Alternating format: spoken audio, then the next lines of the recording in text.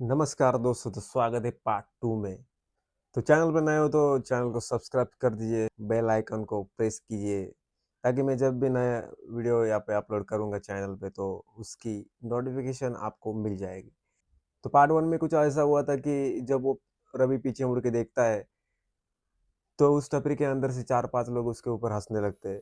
रवि अपनी जान बचाकर वहाँ से भागने लगता है और भागकर वो उस रास्ते पे आ जाता है और रास्ते पे आने के बाद उसकी गाड़ी उसको दिखाई पड़ती है। वो गाड़ी के पास जाता है और तुरंत गाड़ी के अंदर बैठ जाता है और गाड़ी स्टार्ट करने लगता है। तो वो भगवान का नाम लेने लगता है, हे भगवान मुझे बचा लो, हनुमान जी मेरी रक्षा करो, मुझे बचा लो।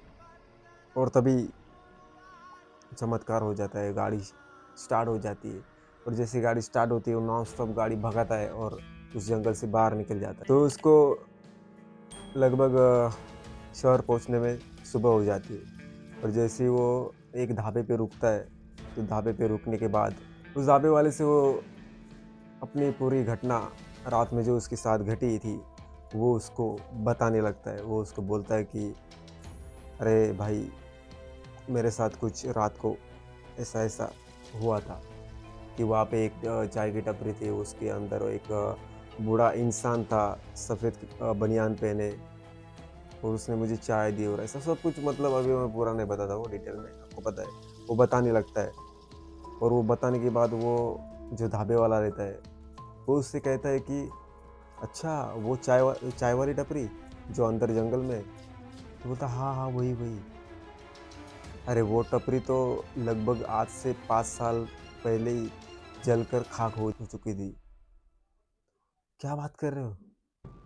अरे कुछ हुआ ऐसा था कि वहाँ पर अचानक सिलेंडर फटने से आग लग जाती है और उस टपरी के अंदर तभी 5 और लोग मौजूद होते।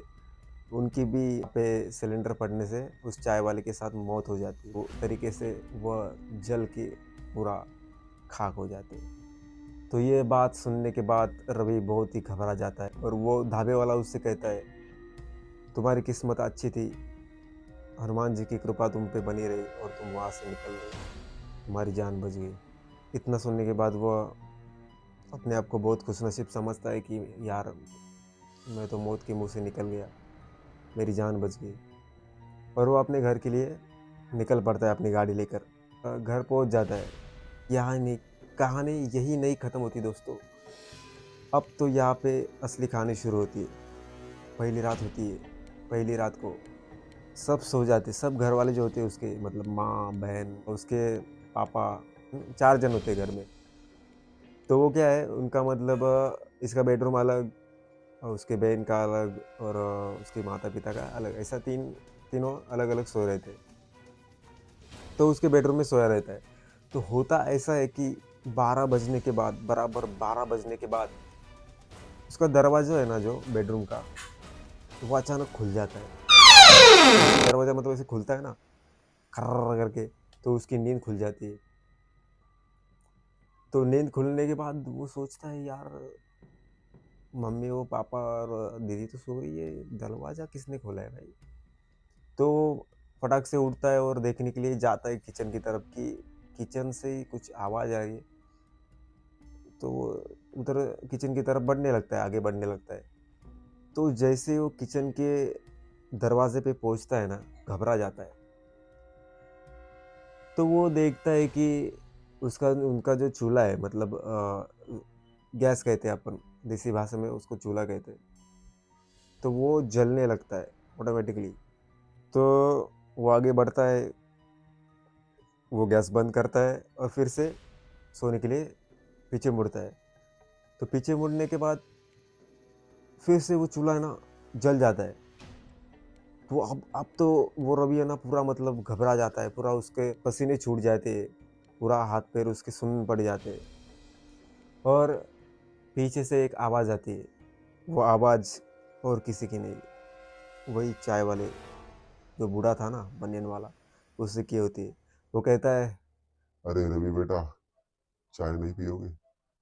तो ये बात सुनने के बाद रवि और घबरा जाता है और वहाँ से भागने लगता है। वो भागता है और सीधा अपने बेडरूम में जाके सो जाता है। दिन को कुछ ऐसा पैरानॉर्मल एक्टिविटीज़ घर में नहीं होती, दिन को सब नॉर्मल रहता है। लेकिन रात में कुछ ऐसा होता है ना, से 3 बजे उसकी नींद खुलती है, और जैसे उसकी नींद खुलती है ना दोस्तों, उसकी जो कमरे की जो लाइट है, वो लाइट है ना ऑटोमेटिकली से बंद चालू होने लगती है। तो उसको ऐसा लगता है कि अब ये कुछ नॉर्मल नहीं है, ये कुछ तो है, इस कमरे में कुछ तो हो रहा है। कमरे की सामने वाली दीवार, उस दीवार पे कुछ लिखा रहा होता है खून से। तो उस पे लिखा रहा होता है कि रवि, चाय नहीं पियोगे? तो कब आ रहे हो टपरी पे? हम तुम्हें लेने आ रहे हैं। कि रवि बेटा, मैं तुम्हें लेने आ रहा हूँ, जल्दी से बाहर आ जाओ। ये सब पढ़ने के बाद क्या पता नहीं उसको क्या हो जाता है, मतलब वो ना, मतलब क्या बोलते हैं, हिप्नोटाइज कैसे होता है, वैसा कुछ हो जाता है। सनमोहित बोलते हैं अपन उसको। तो वो है ना, अपना दरवाज़ा खोल के और चलने लगता है, ऐसे ही अपने अपने धुंध में ऐसे चलने लगता है, आगे बढ़ता है, धीरे धीरे आगे बढ़ता है। तो उनका जो मेन जो डोर होता है ना, वो लोहे का होता है। तो वो खोलता है और धड़ाम से उसे निकल देता है।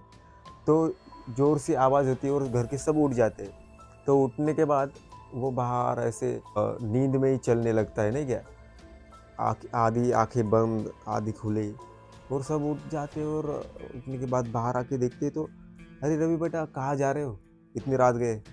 तो रवि कहता है कि मैं उस टपरी पे जा रहा हूँ चाय पीने के लिए, वो लोग मुझे बुला रहे, अब मैं उन्हीं के पास जा रहा हूँ टपरी पे। इतना सुनने के बाद जो हुआ ना, वो आपको पार्ट 3 में देखने को मिलेगा। इसलिए वीडियो अच्छा लगा हो तो सब्सक्राइब कीजिए। पार्ट 3 आपको नेक्स्ट वीडियो में देखने को मिलेगा। तब तक के लिए धन्यवाद।